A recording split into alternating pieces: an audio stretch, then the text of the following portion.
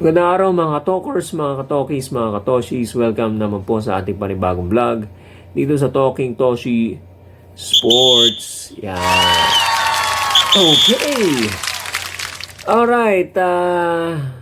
Balita dito kay Big Bo Belga, Mr. Extra Rice. Alright. Well, hindi na masyadong extra rice. Medyo nag-weight loss na siya, no? Lost weight na siya. Okay, but ang ating topic tungkol dito kay Bo Belga ay ang kamakailan na nangyari sa kanya, no? Well, nung una nilagay siya sa injured list, ano? Dahil may balak pa silang gamitin o ipasok sa laro ito si Bo Belga dahil nagpapagaling siya dito sa kanyang vertigo. Okay? Sa kanyang vertigo. Yan yung nahihilo, no? Okay? So mamaya tatalakayin pa natin yan fully, ano? Ngayon, ang nangyari nga nung pinayagan na siya ng mga doktor, he got clearance from his doctors, no, para maglaro. Sinumpong ng kanyang vertigo. Okay, habang naglalaro siya, nakagagals pa nga, ano? Kasi may ano yan, merong kinalaman yan sa vision, ano? Okay? Bigla na natumba. Or, nung nakaramdam siya ng hilo, inihiga na lang yan siguro yung sarili niya. Ganun yan eh. Or, imbis na kasi mawawalan ka ng balance dyan mga kababayan, ano? Okay?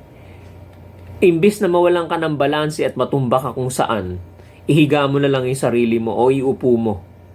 Okay? Siguro hindi niya kayang umupo, inhiga na lang yung sarili niya dahil mapapahiga ka talaga pagka ganyan ng sinumpong ka ng vertigo mo, mga kababayan. Napakahirap ang kalagayan na merong ganyan. Yung hindi mo alam kung kailan ka aatakihin. No? Yung tinatawag na vertigo or vertigo. Okay? So, ayan ang karamdaman, no? Iniinda ngayon ni Bo Belga. Na ngayon, inilagay na ngayon ng Rain or Shine Elasto Painters under unrestricted free agent with rights to salary. Okay? So, nasweldohan pa rin siya pero unrestricted free agent siya. Okay? So, hindi mo na siya paglalaroin, wala siya sa lineup.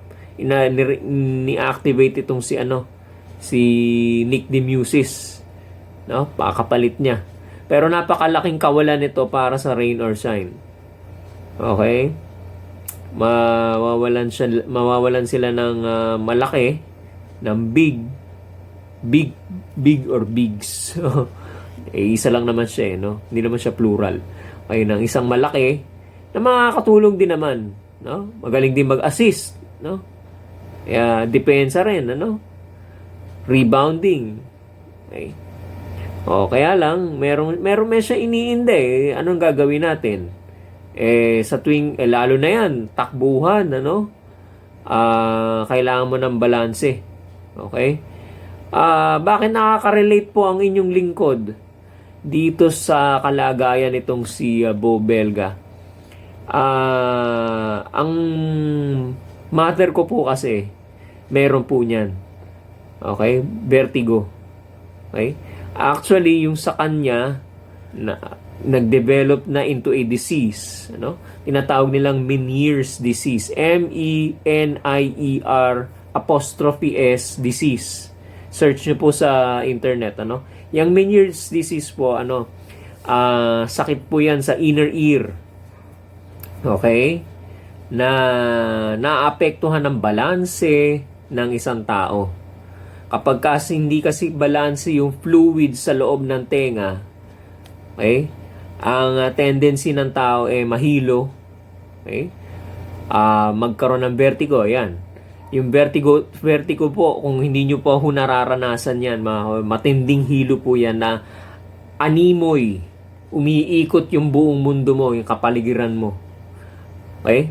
Maghahanap ka ng mahahawakan talaga. Okay? Hindi ka makakapaglakad, mga kababayan. Pag naglakad ka, sure ball, matutumba ka. Ma-out of balance ka, mga kababayan. Yung vision mo, may blurred episodes, Tapos hilong-hilo ka. Para bang umiikot yung mundo mo, yung kapaligiran mo, mga kababayan. So napakahirap yan, lalo na pag nag-i-sports ka, tumatakbo ka, no? Physical yung laro. Tapos makakaramdam ka ng ganun, kakabahan ka nga. Hindi ka talaga pwedeng maglaro. Isa-sideline ka talaga. Okay? So, yan po ang karanasan ng aking ina, ang aking mami. Dahil meron siyang vertigo, no? Ang nangyari po sa kanya, nagtatrabaho po kasi siya, no? Pinag-leave siya. Nag-leave siya matagal. Nalagi siya rito sa bahay. Okay? Medyo bata pa ako noon, ano? Nag-aaral pa ako sa college, ano? So, hindi siya napasok, hindi siya nakapagtrabaho, matagal siyang nalagi. Gumaling din naman, pero may maintenance na siya dyan. Okay? Pero, dumating yung panahon na naging parang bobelga siya. Natigil siya sa trabaho, natigil si bobelga sa laro. Ayan, yan ang parallelism na nangyari. So, talaga mapapatigil ka kung sa trabaho mo. Matindi po yan, mga kababayan. Hindi ka makakapagtrabaho, sinasabi ko po sa inyo. At ako mismo, siguro naman ako sa kanya. Although hindi naman sana wag naman matindi at mauwi rin sa ganung kalagayan.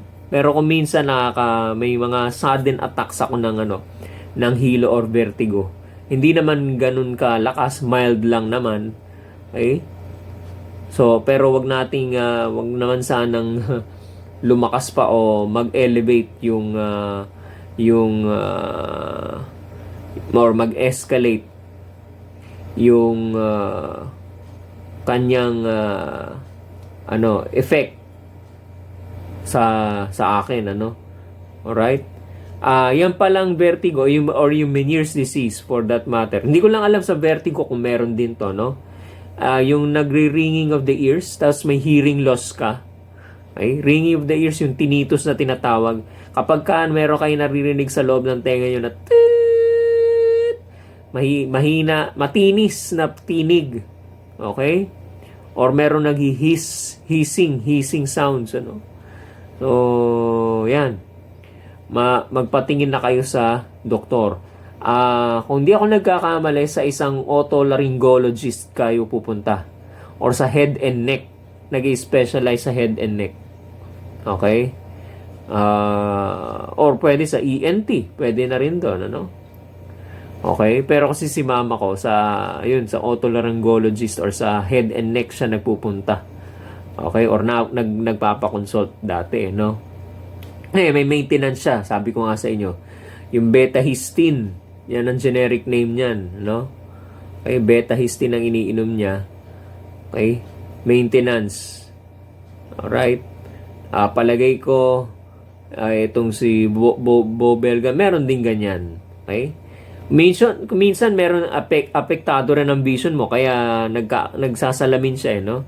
Kasi si mama ko may astigmatism eh. Baka related din doon, ano? So, pero mas na-relate na siya doon sa Meniere's disease niya, mga kababayan, ano? So, yan. Yan ang kalagayan ng isang taong may vertigo in general, ano? Kung magkaroon man ng komplikasyon ng ibang sakit or vertigo per se, yun lang ang sakit mo. Vertigo per se, yun lang, napakahirap na. Paano pa kaya kung mag-escalate, no? Yung kanyang effect sa isang tao, no? So, let's just hope and pray for Bobelga, okay? Para na gumaling siya, okay? Para makapag-contribute naman na siya rito sa Rain or Shine. Kahit naman na gano'n ang laro niya. Medyo maangas, kuminsan ganito, ganyan. Okay? Mareklamo, minumura yung minumura yung kapwa player, medyo na pumunta sa basag ulo, no? Okay? Reklamo sa referee, tao pa rin naman yan. Okay?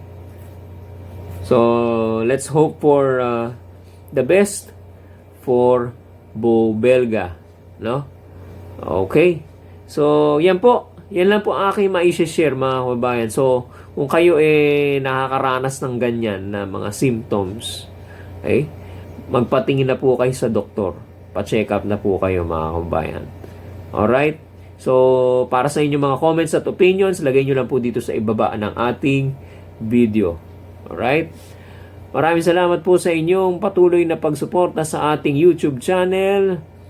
Pakilike na lang po itong video na to, at sa mga bagong salta at bagong pasok sa ating YouTube channel, please subscribe to our channel, at libre po yan, wala pong bayad. Pakilike and follow na rin po ninyo ang ating Facebook page, Talking Toshi TV. Subscribe na po sa Talking Toshi Sports. Alright? Maraming salamat po muli, at magandang araw po sa inyo lahat. Paalam na po.